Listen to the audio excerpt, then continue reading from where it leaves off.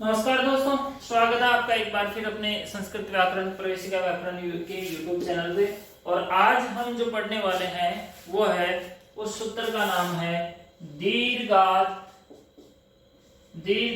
जसी च। सूत्र है दीर्घात जसी च। इस सूत्र की कोई भी वृत्ति नहीं दी गई है, जो भी अर्थ निकालना है आपको इस सूत्र से ही निकालना है। थोड़ा मुश्किल है, लेकिन जब हम इसका फाइनली अर्थ निकाल लेंगे तो थोड़ा आसान भी रहेगा। तो अर्थ निकालने के लिए सबसे पहले हम इसके पदच्छेद करेंगे कि इसके अंदर है क्या क्या चीजें, उनको हम बाहर निकाल के लाएंगे। सबसे पहले तो यहाँ पे है दीर्घात।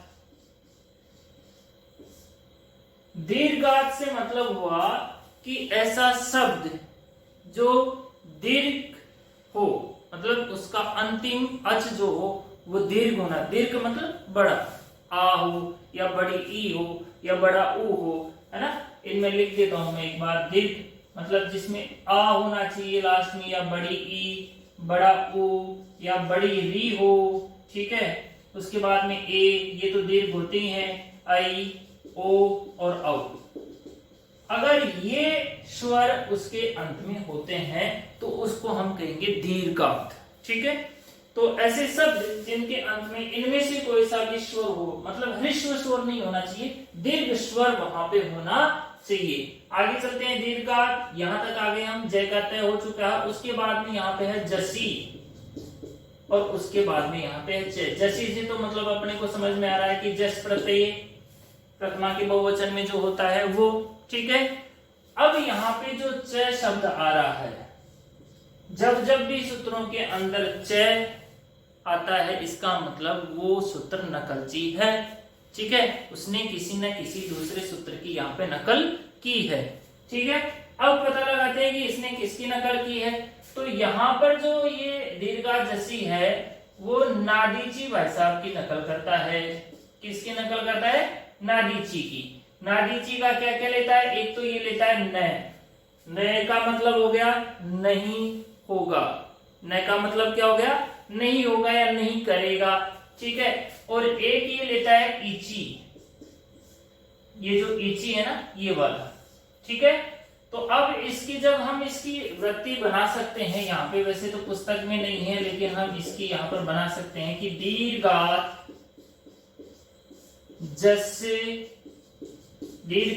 जसी इची च परे पूर्व सवर्ण दीर्घ न शा। क्योंकि नादीची जो सूत्र था वो भी पूर्व सवर्ण दीर्घ का निषेध करता था, तो ये उसके अंदर से जब न की अनुवृत्ति लेता मतलब नहीं होगा, तो क्या नहीं होगा? पूर्व सवर्ण दीर्घ। क्योंकि ये जहां ये जो न आया था वो भी इसी तरीके, इसी के लिए आया था। वहां पे इस न का प्रयोग सिर्फ पूर्व सवर्ण दीर्घ नहीं करने के लिए वहां पे किया गया था, तो यहाँ पर भी ये हम इसी के लिए इसका यहाँ पर प्रयोग करते हैं, ठीक है। तो इस तरह से अब हम इसका अर्थ आसानी से लगा सकते हैं कि दीर्घ शब्द, ऐसे शब्द जो दीर्घ हो, इनके अंत में दीर्घ स्वर हो, दीर्घ शब्दों के जस व ईच प्रत्ययाहार परे रहते पूर्व सवर्ण दीर्घ नहीं होगा। और इस तरह से हमारी वृत्ति यहाँ पर अर्थ हम इसका ढूंढ लेते हैं, ठीक है। और इस तरह से जैसे हम देखते हैं कि जो भाई साहब अपने पाणिनि जी जो महोदय थे, उन्होंने एक सूत्र जो बनाया था प्रथमयोः पूर्व सवर्ण है, ये सूत्र जो बनाया था, जब इसको बनाया तो जब बनाते ही इसकी लिमिट्स, इसकी सीमा तय कर दी गई कि तुम सिर्फ प्रथमा में और द्वितीया के अंदर ही काम करोगे। प्रथमा द्वितीया में भी इसको संतोष था कि चलो 7 में से 2 विभक्तियां तो मुझे मिली, लेकिन बाद में एक सूत्र और बनाया और उसका नाम था नादीची। नादीची ने कहा कि तुम सिर्फ प्रथमा के द्विवचन में और द्वितीया के द्विवचन में काम नहीं करोगे, उसके अलावा तुम और दूसरी जगह आप काम कर सकते हो। तो प्रथमा द्वितीया में 6 होते हैं, 6 वचन होते हैं, एक वचन द्विवचन, एक एक में 3 वचन होते हैं। तो उसमें से 2 का इसने निषेध कर दिया। सु में आता नहीं है क्योंकि सु में इसके अंदर पुरुष सवर्ण दीर्घ करने के लिए कोई स्वर बसता ही नहीं है। फिर एक और सूत्र उन्होंने बनाया अमी पूर्व। अमी पूर्व भी कहता है कि अम प्रत्यय परे रहते तुम वहां पर पूर्व सवर्ण दीर्घ नहीं कर सकते। द्वितीय एक वचन भी गया, प्रथमा एक वचन भी गया, प्रथमा द्विवचन भी गया और प्रथमा बहुवचन भी, वो द्वितीय बहुवचन द्वितीय द्विवचन भी गया यहाँ पे। अब इसके पास जो बहुवचन बचे थे उसके लिए भी यहाँ पर ये आ चुके हैं दीर्घाजसी।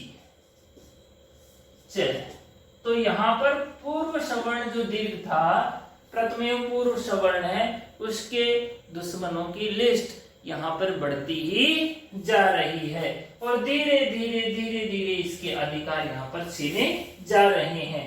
तो हमने पहले भी कहा था कि इसकी जितनी बेइज्जती हुई है पूरे संस्कृत व्याकरण में उसके अलावा शायद ही किसी और की हुई होगी।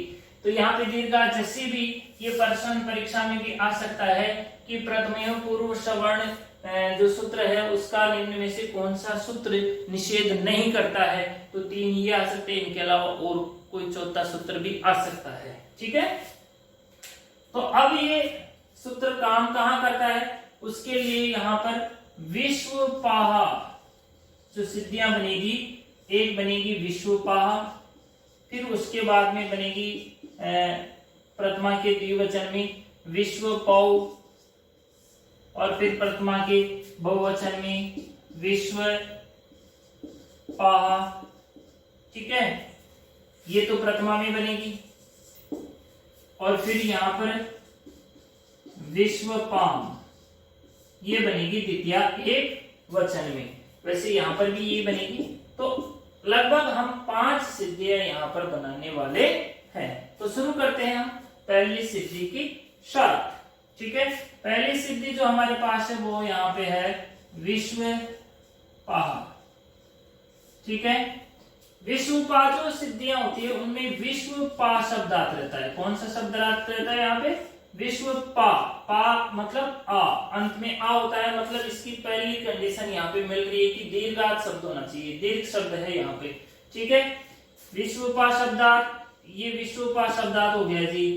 प्रातिपदिक संज्ञा होगी, प्रथमा के एक वचन में बनती है, तो प्रथमा एक वचने, प्रथमा एक वचने सुप्रत्यय। आप इस सिद्धियों को पूरा लिखे।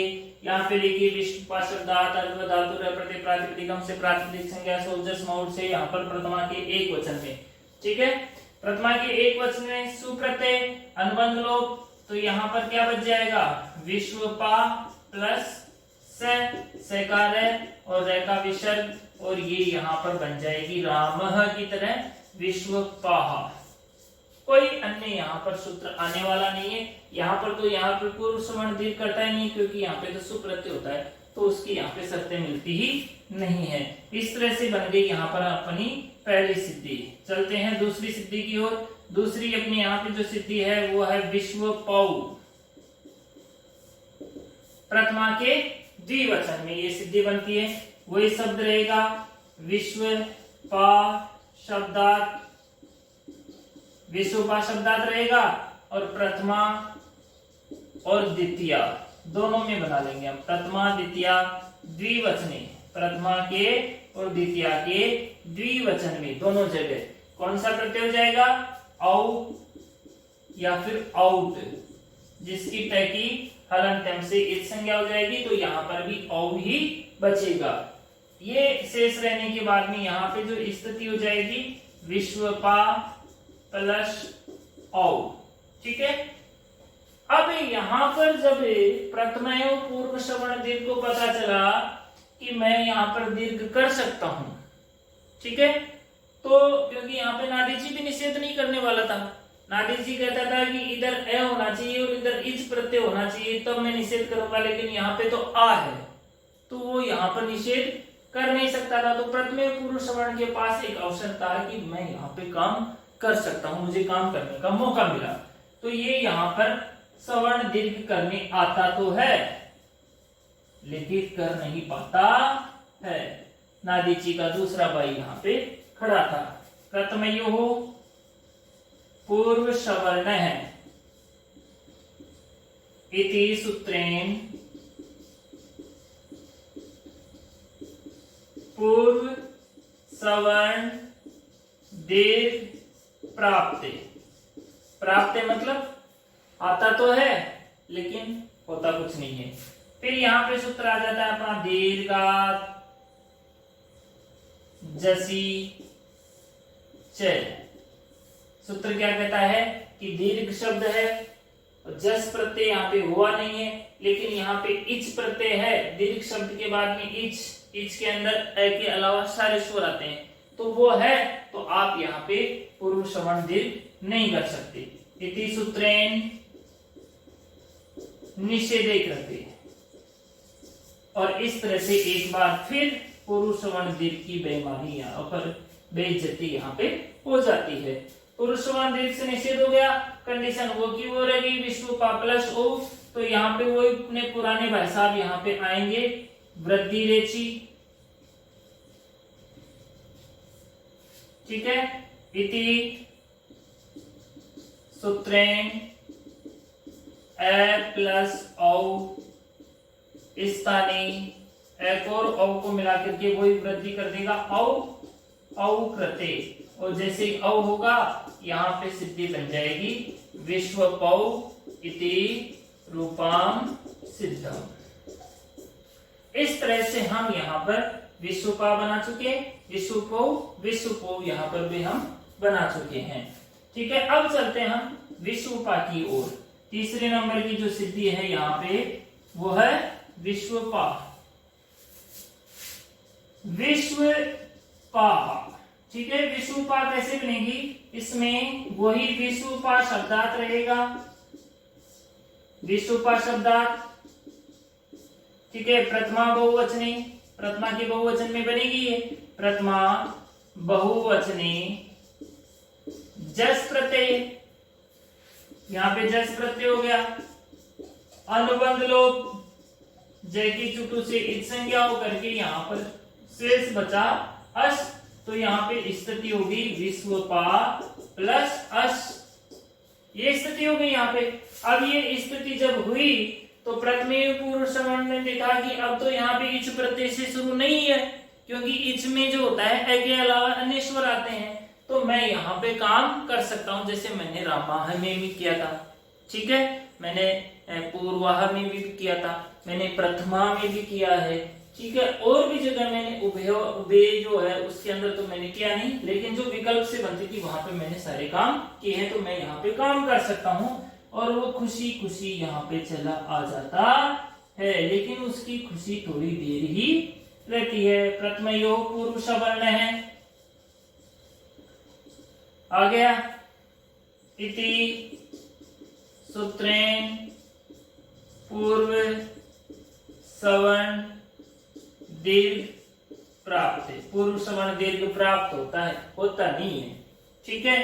और यहाँ पे जस प्रत्यय होने के कारण दीर्घाजसी उसका निषेध कर देता है कि भले ही यहाँ पे इस प्रत्यय नहीं हो, लेकिन जस प्रत्यय होता है तो भी मैं तुम्हें यहाँ पे ये काम नहीं करने दूंगा।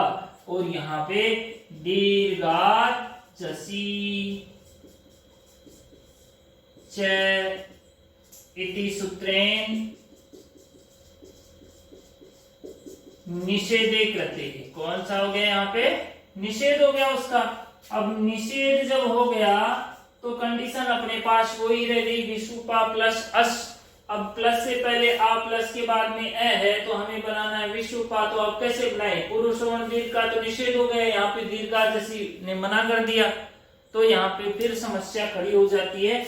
और फिर अपने पुराने भाई साहब जो है ना, अकह सवर्णी दीर्घ है, अकह सवर्णी दीर्घ है, ये क्या कहते हैं, ये कहते हैं कि प्लस के दोनों साइड अगर दो भाई हो चाहे छोटा हो चाहे बड़ा हो, चाहे बड़ा हो चाहे छोटा हो, चाहे बड़ा बड़ा हो चाहे छोटा छोटा हो, तो मैं दोनों को मिला करके बड़ा कर देता हूँ। यहाँ पे इधर बड़ा आ इधर छोटा है, तो दो भाई है यहाँ पे अ, तो इसको दोनों को मिला करके बड़ा अ यहाँ पे कर देगा।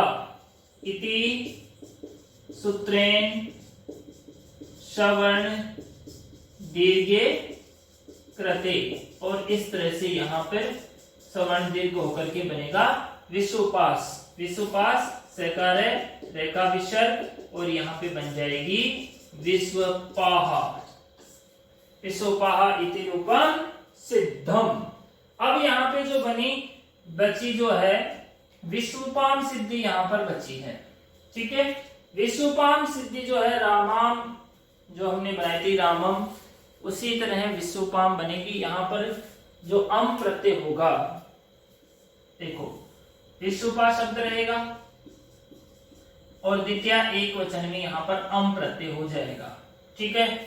अब जब अम प्रत्यय हो जाएगा तो यहाँ पर भी प्रथमे पूर्व सवर्ण दीर्घ करने आएगा, लेकिन यहाँ पे जो है दीर्घात जैसे इसका निषेध नहीं कर पाएगा, क्योंकि ना तो यहाँ पर इच प्रत्यय है क्योंकि यहाँ पे अ है, अ इच प्रत्यय में नहीं आता है, ना यहाँ पे जस प्रत्यय है क्योंकि यहाँ पे तो अम प्रत्यय हुआ द्वितीय एक वचन में, तो इसलिए यहाँ पे दीर्घात जैसे निषेध करने नहीं आता है। लेकिन यहाँ पे निषेध करने अमी पूर्व आ जाता है, क्योंकि अम प्रत्यय परे रहता है, तो मैं उसको दीर्घ स्वर्ण दीर्घ नहीं करने दूंगा, उसको मैं पूर्व रूप कर लूंगा। इस ए को भी इसमें ही मिला लूंगा और यहाँ पर रूप बन जाएगा विश्वपाम, ठीक है। बना सकते हो, कोई दिक्कत नहीं है, बहुत सरल है। जिस तरह से हमने यहाँ पे रामम बनाई थी, रामम, उसके अंदर राम शब्द था, यहाँ पे विश्वपा शब्द है, तो पूर्व रूप में आ है तो आई रहेगा, अ है तो अ ही रहेगा। इस तरह से आज हम विश्वपा शब्द से बनने वाले सिद्धियों को बनाया, और आज का हमारा जो सूत्र था वो था दीर्घाजसी, जो एक और दुश्मन साबित हुआ प्रथमे पूर्व सवर्ण का, ठीक है। तो आप इसका स्क्रीनशॉट ले लें, आसानी से अपने नोटबुक में उतार लें। हमेशा कहता हूँ, आज भी कहता हूँ, सब्सक्राइब तो कर ही दीजिए, लाइक कर दीजिए, कमेंट भी बता दीजिए कैसा लगा आपको। थैंक्स।